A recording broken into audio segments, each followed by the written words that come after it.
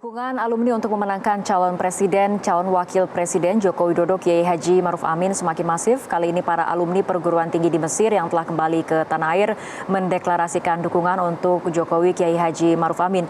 Para alumni ini tidak sedikit yang menjadi pejabat publik atau public figure. Karena ketokohan para alumni ini sebenarnya tidak mudah untuk menyatakan dukungan politik untuk membahas kenapa dan bagaimana mereka bisa mendeklarasikan dukungan untuk Jokowi Kiai Haji Maruf. Telah bersama saya di studio founder dari Rumah Perubahan, Profesor Renald Kasali.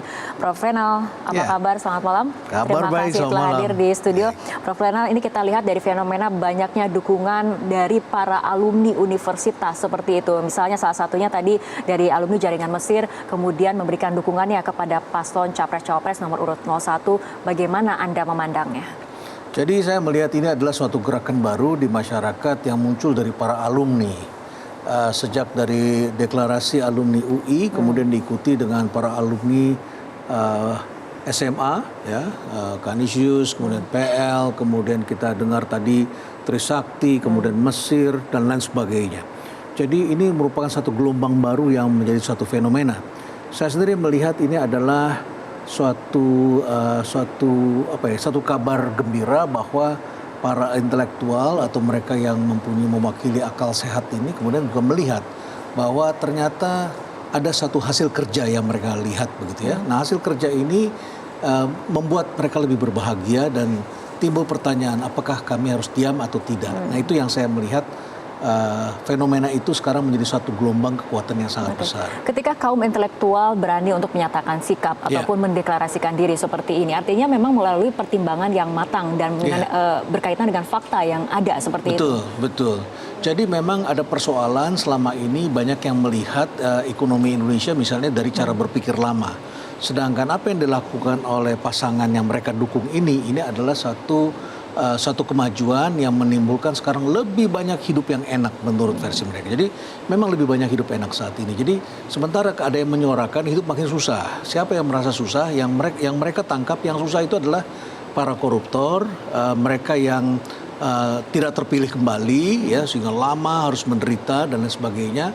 Atau mereka yang sekarang memang tidak mau melakukan penyesuaian terhadap perubahan ini, masuk ke teknologi dan lain sebagainya. Di masa lalu, itu tadi yang saya dengar dari Kiai Maruf Amin adalah bahwa di masa lalu pendekatannya adalah trickle down. Pertumbuhan ekonomi tetapi adalah menetes dari atas ke bawah begitu. Ini mengakibatkan terjadi ketimpangan. Dan mereka melihat Jokowi adalah harapan karena bisa memberikan pemerataan. Ya, bagaimana membangun dari pinggiran. Tadi diceritakan Papua itu ribuan kilometer dibangun. Dampak ekonominya apa? Tetapi itu kan keadilan, ya. Orang di sana juga memerlukan jalan yang baik, walaupun penduduknya sedikit. Tetapi itu adalah keadilan. Jangan sampai mereka untuk berobat saja harus pergi jauh dan tidak punya akses. Anak-anak mau sekolah susah sekali harus lewat sungai yang berbahaya, ada buaya dan sebagainya. Tetapi ini akses untuk menolong kalau ada bencana, kalau ada kelaparan, kalau ada musibah dan lain sebagainya, kalau mereka mau menjual hasil ternaknya dan lain sebagainya. Ini adalah keadilan yang selama ini tidak dipikirkan. Dan ternyata Gini coefficient kita membaik. Dan itulah harapan dari keadilan yang diharapkan dari pemimpin ini. Oke, dan kita lihat kalau misalnya kita bandingkan dengan pemilu sebelumnya seperti itu di tahun 2014, di 2019 ini memang fenomenanya bergeser pada bagaimana para alumni kaum intelektual ini berlomba untuk deklarasi, memberikan dukungan seperti itu ya. Fenomena yang terkenal 2014 itulah fenomena relawan yang muncul ketika partai-partai pendukung kelihatannya ragu-ragu atau mungkin tidak punya dana atau barangkali tidak begitu kuat bergeraknya. Dan kemudian sekarang ini selain ada fenomena relawan dan sekarang muncul fenomena alumni ini menjadi satu gelombang yang sangat kuat sekali menurut saya. Apa yang membuat yang paling signifikan membuat adanya memang perubahan-perubahan seperti ini, Prof. Renald? Saya kira mereka bisa berhitung dengan cermat, mereka bisa membaca mengenai masalah hutang misalnya, mereka bisa membandingkan di dunia ternyata 20 penghutang terbesar tidak masuk Indonesia. Singapura yang kelihatannya kaya begitu ternyata hutangnya sangat besar. Singapura itu hutangnya kalau disebut Indonesia 13 juta, sebenarnya Indonesia hutang per kapitanya sejak bayi itu 17 juta rupiah. Satu bayi begitu ya. Tetapi Singapura itu hutangnya bisa sampai sekitar 800 juta rupiah per bayi yang baru lahir. Malaysia sekitar 75 juta rupiah. Jadi dibandingkan dengan Indonesia ini jauh sekali. Dan Indonesia dikelola dengan baik dan banyak sekali kita menyaksikan perubahan yang membuat orang lebih bahagia saat ini. Dulu kita mudik misalnya sulit setengah mati, kali ini mudik kita lebih lancar dan lain sebagainya.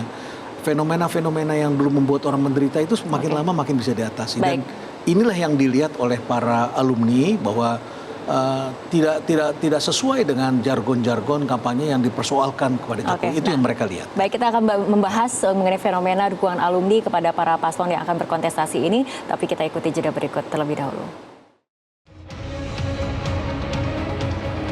Pemirsa, kita lanjutkan kembali perbincangan Prof. Renal. Ini kalau misalnya kita lihat banyaknya dukungan dari para alumni, apakah menurut Anda ini sebatas akan sekedar kata-kata saja cukup seperti itu deklarasi atau seharusnya ada gerakan konkret juga? Sebetulnya yang muncul ini adalah gerakan dari kelompok orang yang biasa bertemu di WA Group. Dan kalau saya baca fenomena ini adalah fenomena orang-orang yang berjiwa sosial sebagian besar. Mereka ikut dalam aksi donor darah sebelumnya, mereka aksi dalam pengobatan gratis. Sudah orang-orang yang berjiwa sosial ini yang biasa mengurus orang lain. Nah, ketika ada isu seperti ini, mereka kemudian terpanggil dan kemudian bergerak, kemudian mereka menjadikan sesuatu yang tema ini adalah sesuatu yang mereka ingin kontribusikan. Nah, menurut hemat saya, kalau orang-orang terpanggil itu bekerja, maka timbul gagasan yang saya baca, mereka mengatakan ingin Jokowikan Jakarta, ya, karena mereka mendengar di Jakarta masih kurang kuat suara Jokowi, katakanlah begitu. Oleh karena itu mereka ingin menjokowikan Jakarta, menjadi suatu gerakan. Tentu saja gerakan mereka ini adalah gerakan yang saya nilai orang-orangnya bukan orang-orang beringas, ya, tapi adalah orang-orang yang memang mempunyai panggilan sosial, yang memang ingin memberikan kontribusi. Jadi gerakan kelembutan saya kira yang muncul. Nah karena ini dukungannya berasal dari kaum intelektual seperti itu. Menurut Anda bagaimana dampaknya akan mempengaruhi para pemilih yang mungkin misalnya masih belum menentukan pilihannya seperti itu?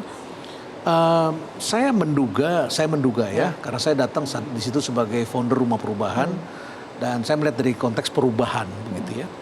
Dan saya menduga ini akan menimbulkan efek yang panjang, ya. Gaung yang besar dan lebih tepat mereka tujukan kepada mereka yang masih ragu-ragu. Siapa itu?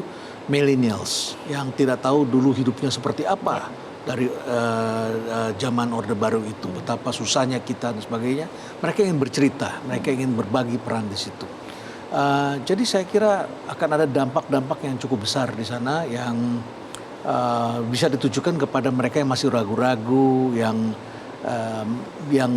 diganggu oleh hoax, ya, sehingga kacamatanya menjadi blur dan lain sebagainya. Saya kira itu yang mereka tujukan. Nah, berkaitan mungkin dengan pendidikan politik juga, ketika dukungan seperti ini dilakukan oleh kaum intelektual, pendidikan politik seperti apa yang menurut Anda bisa sampai kepada masyarakat seperti itu? Ya, begini, pendidikan politik ini kan adalah bagaimana kita melahirkan suatu generasi yang sehat dalam menjalankan pesta. Karena ini hak kita adalah sebuah pesta, bukan suatu yang menakutkan. Para aktor politik kalau bertarung dua, menurut hemat kami selalu hanya bertarung yang satu menunjukkan prestasi, yang satu pasti akan menunjukkan ketakutan, ancaman-ancaman. Dan kelihatannya potensi untuk menyebarkan ancaman ini begitu besar. Nah, pendidikan politik yang baik itu adalah politik yang tidak boleh membuat kita terpecah hanya karena pemilu. Tidak boleh membuat kita jadi saling membenci, kemudian menjadi intoleran, kemudian bergerak menjadi gerakan teror, menjadi sesuatu yang membuat bangsa ini sudah dibangun, hancur lagi, bangun, hancur lagi. Tetapi pendidikan yang saya kira harus mensejahterakan, membuat rakyat bahagia ke TPS, membuat rakyat itu bahagia lahir batin dalam menjalankan kegiatan ekonomi sehari-hari, mutia tidak terganggu dalam konsumsi sehingga kegiatan ekonomi bergerak. Ya, dan kemudian masyarakat mendapatkan informasi yang benar, benar.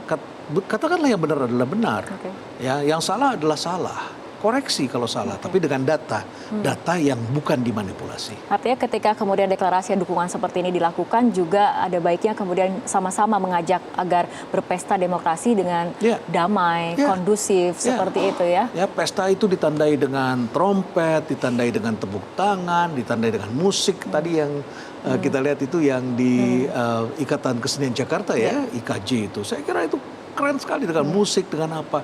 Janganlah kita dengan pidato yang mengancam, menakut-nakuti. Awas kamu, kata-kata kunci yang digunakan adalah kata-kata serem gitu. Awas kalau saya terpilih nanti begini. Awas, hati-hati kalian. Itu membuat orang jadi gelisah. Mari kita gunakan kata-kata positif. Baik, Profesor Renard Kasali, terima kasih telah berbincang dan bergabung bersama kami dalam Prime Time News untuk malam hari ini.